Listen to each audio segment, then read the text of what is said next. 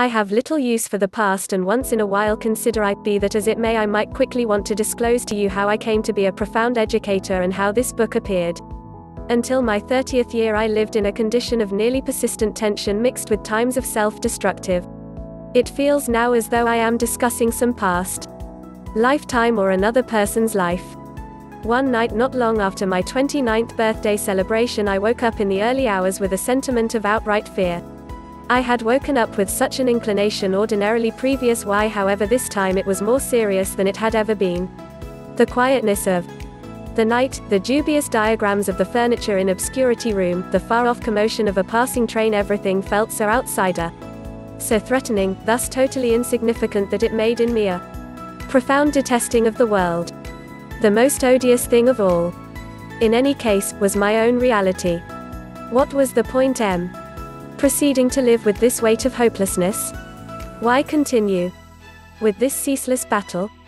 I could feel that a profound aching for obliteration, for non-existence, was currently getting a lot more grounded than the instinctual want to keep on living. I can't live with myself anymore. This was the imagined that continued rehashing itself in my brain. At that point, out of nowhere, I got mindful of what a curious idea it was. Am I one or then again two? On the off chance that I can't live with myself, there must be two of me. The I and oneself that I can't live with. Perhaps, I thought, just one of them is genuine. I was so staggered by this abnormal acknowledgement that my mind halted. I was completely cognizant, however there were no more musings. At that point I felt brought into what appeared to be a vortex of vitality. It was a sluggish development from the start and afterward quickened. I was held by an exceptional dread, and my body began to shake. I heard the words, "Oppose nothing," as though spoken inside my chest.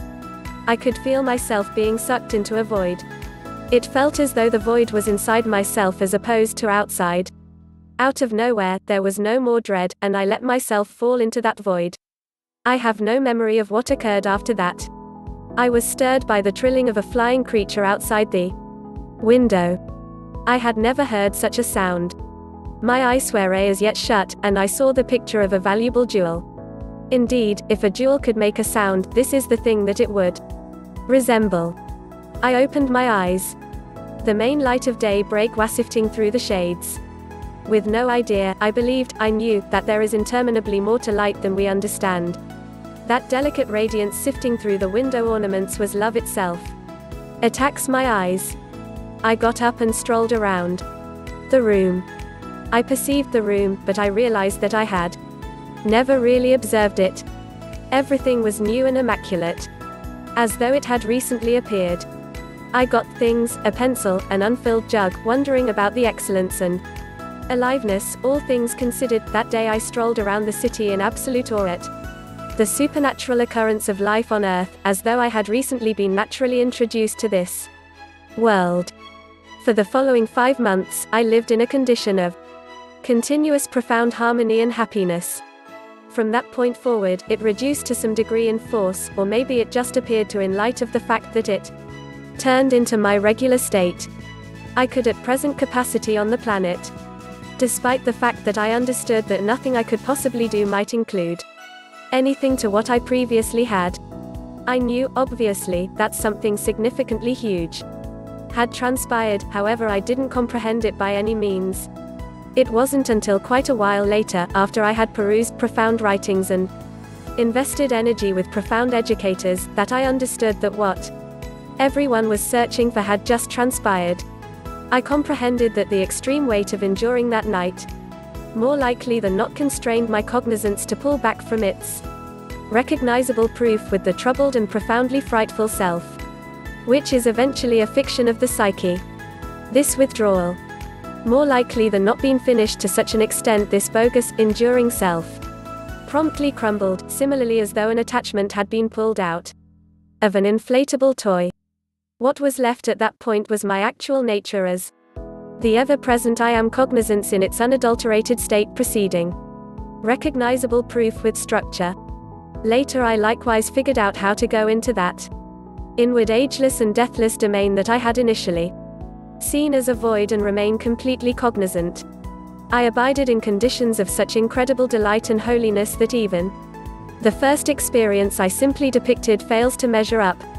An opportunity arrived when, for some time, I was left with nothing on the physical plane. I had no connections, no activity, no home, no socially characterized personality. I went through just about 2 years sitting on park seats in a condition of the most serious happiness.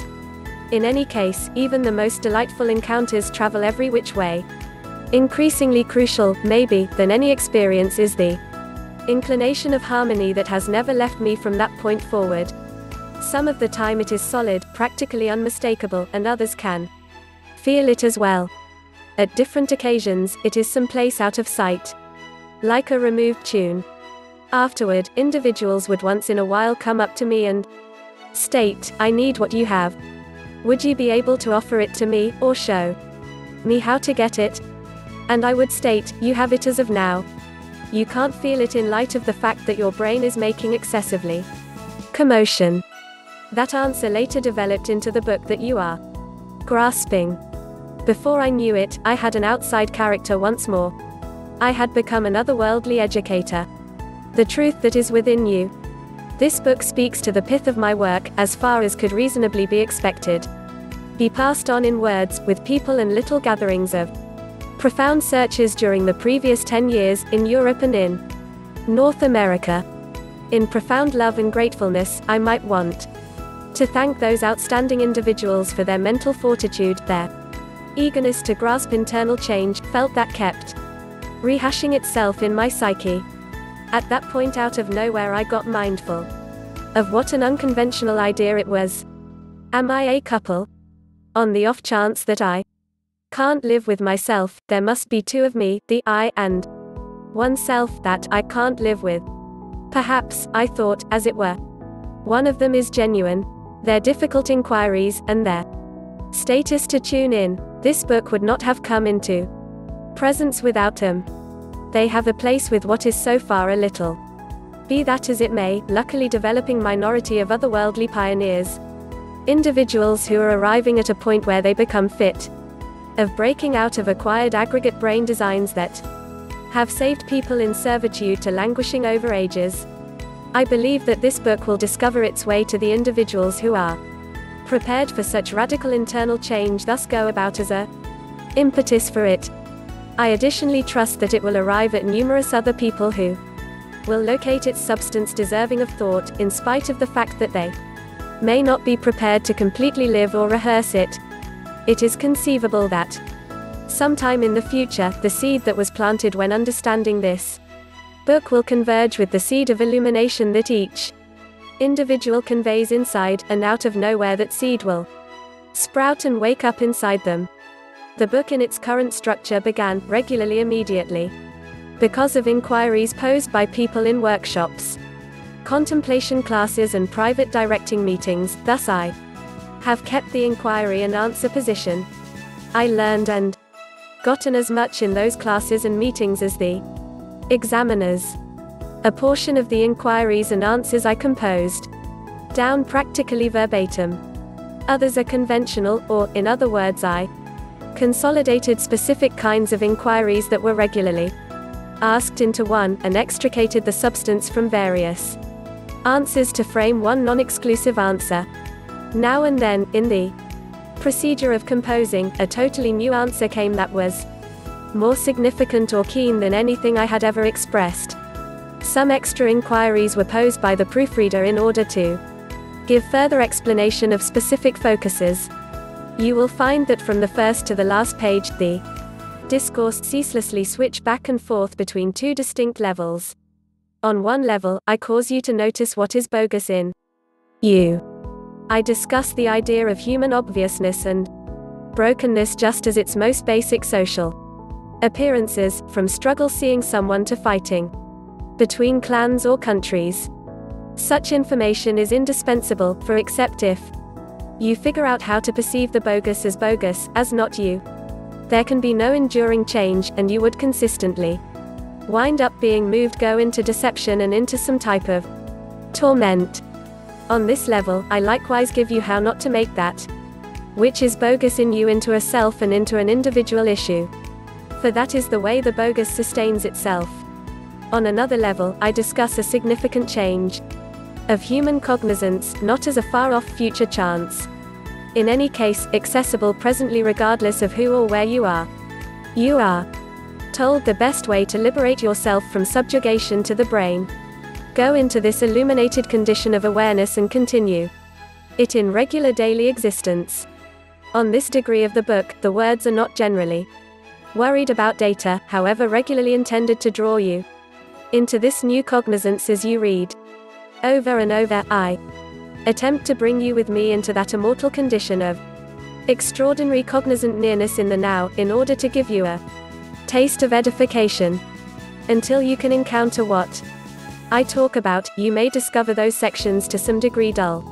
When you do, nonetheless, I trust you will understand that they contain a lot of otherworldly force, and they may become for you the most remunerating pieces of the book. Additionally, since each individual conveys the seed of edification inside, I regularly address myself to the knower in you who stays behind the scholar, the more profound self that promptly perceives profound truth, reverberates with it, and gains quality from it. The interruption image section after certain entries is a proposal that you might need to quit perusing for a second, become still. What's more, feel and experience reality of what has entrances, portals into the unmanifested. Going deeply into the body. I can feel the vitality inside my body, particularly in my arms. Furthermore, legs, however I don't appear to have the option to go all the more profoundly, as you recommended before. Make it into a contemplation. It needn't take long. 10 to 15 minutes of clock time ought to be adequate. Ensure first that there are no outside interruptions, for example, phones or individuals who are probably going to interfere with you. Sit on a seat, however don't recline. Keep the spine erect. Doing so will assist you with staying alert. On the other hand, pick your own preferred situation for reflection. Ensure the body is loose. Close your eyes. Take a hardly any full breaths. Feel yourself breathing into the lower mid-region, figuratively speaking. See how it extends and contracts somewhat with each in and out breath. At that point, become mindful of the whole internal vitality field of the body. Try not to consider it, feel it. By doing this, you recover awareness from the mind. On the off chance that you think that it's accommodating, utilize the light representation I portrayed before. At the point when you can feel the internal body unmistakably as a solitary field of vitality, let go, if conceivable, of any visual picture and concentrate solely on the inclination. In the event that you can, likewise drop any mental picture you may at present have of the physical body. All that is left at that point is a sweeping feeling of quality or beingness, and the internal body is felt to be without a limit. At that point, take your consideration considerably more profoundly into that feeling. Become one with it. Converge with the vitality field, so that there is not, at this point, an apparent duality of the eyewitness. Furthermore, the watched, of you and your body. The qualification among inward and external additionally breaks down now, so there is no internal body any longer. By going profoundly into the body, you have risen above the body. Remain in this domain of unadulterated being for whatever length of time that feels agreeable. At that point, become mindful again of the physical body, your breathing and physical faculties, and open your eyes. Take a gander at your environmental factors for a couple of moments in a reflective way, that is, without marking them intellectually, and keep on feeling the internal body as you do as such. Approaching that undefined domain is genuinely freeing. It liberates you from servitude to shape and ID with structure. It is life in its undifferentiated state before its fracture into assortment. We may consider it the unmanifested, the undetectable source of all things, the being inside all creatures. It is a domain of profound quietness and harmony, yet additionally of happiness and extreme aliveness. At whatever point you are available, you become straightforward, somewhat to the light, the unadulterated cognizance that exudes from this source. You, moreover, understand that the light isn't independent from what your identity is yet, establishes your very embodiment. The source of chi is the unmanifested, what in the East is called chi, a sort of general life vitality?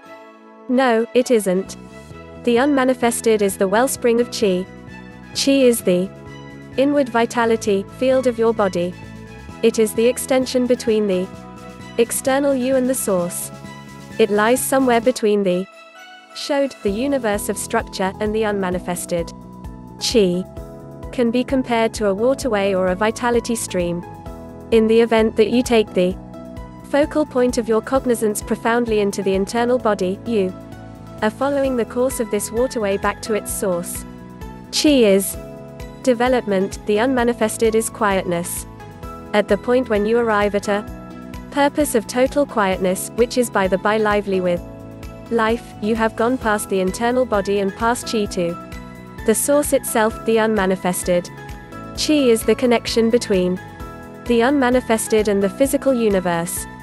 So in the event that you take your consideration profoundly into the inward body, you may arrive at this point, this peculiarity, where the world breaks up into the unmanifested and the unmanifested takes on structure as the vitality stream of chi, which at that point turns into the world. This is the purpose of birth and passing. When your awareness is coordinated outward, psyche and world emerge. At the point when it is coordinated internal, it understands its own source and gets back into the unmanifested. At that point, when your awareness returns to the showed world, you reassume the structure personality that you briefly surrendered. You have a name, a previous, a real existence circumstance, a future. Be that as it may, in one fundamental regard, you are not a similar individual you were previously. You will include saw a reality inside yourself that isn't of this world, in spite of the fact that it isn't discrete from it, just as it isn't discrete from you. Presently let your profound practice be this: as you go about your life, don't give 1% of your consideration regarding the outer world and to your brain. Keep some inside. I have spoken about this as of now. Feel tile inward body in any event, when occupied with regular exercises, particularly when occupied with connections or when you are relating with nature.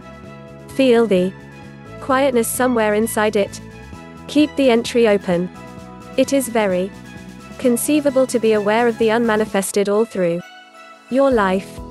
You feel it as a profound feeling of harmony someplace in the foundation, a quietness that never leaves you, regardless what occurs around here.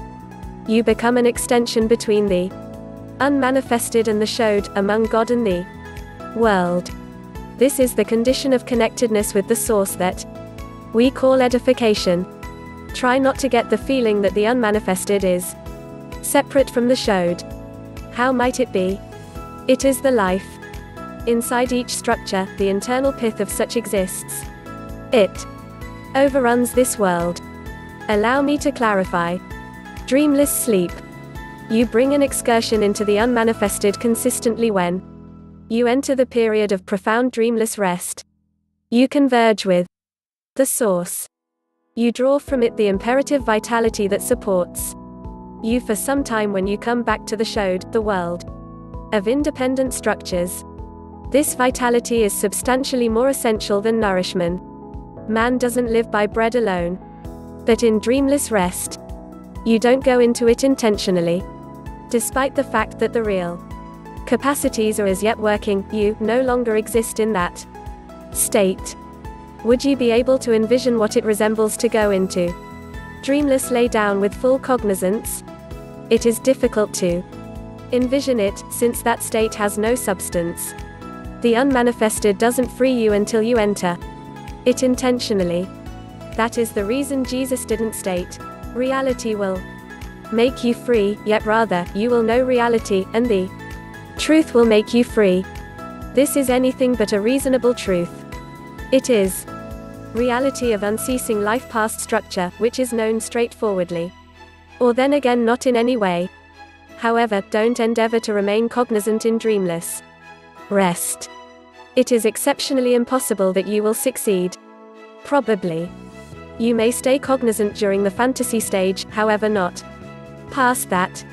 This is called clear dreaming, which might be intriguing and interesting, however it isn't freeing. So utilize your inward body as an entry through which you enter the unmanifested, and keep that entryway open with the goal that you remain associated with the source consistently. It makes no distinction, most definitely, regardless of whether your external physical body is old or youthful, delicate or solid. The inward body is immortal.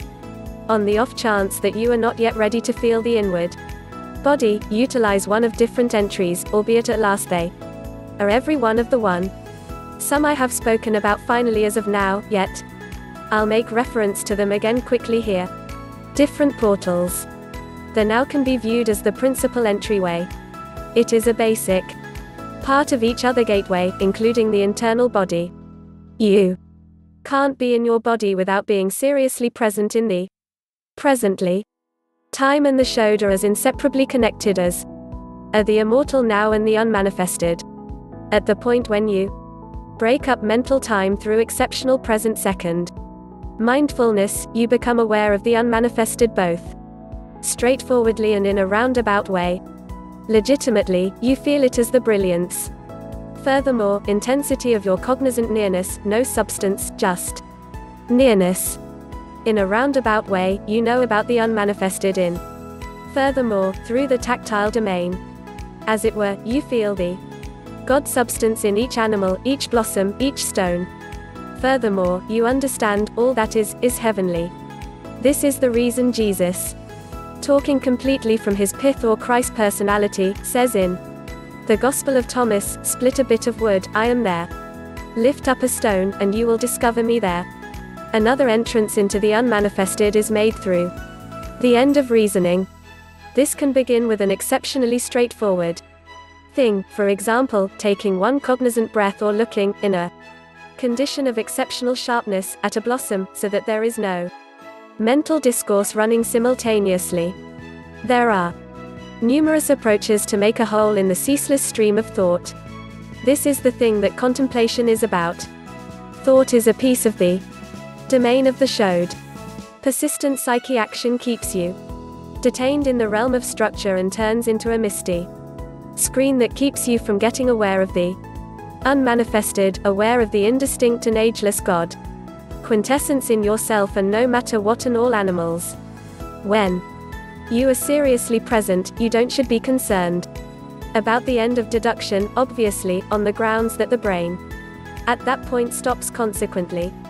That is the reason I said the now is an basic part of each other entry. Give up, the relinquishing mental passionate protection from what is, additionally turns into an entry into the unmanifested. The explanation behind this is basic, internal obstruction. Cuts you off from others, from yourself, from the world around you. It reinforces the sentiment of separateness, on which the inner self depends for its endurance. The more grounded the sentiment of separateness, the more you are bound to the showed, to the universe of isolated structures. The more you are bound to the universe of structure, the harder, and that's just the beginning. Impervious your structure character becomes. The entryway is shut, and you are cut off from the internal measurement.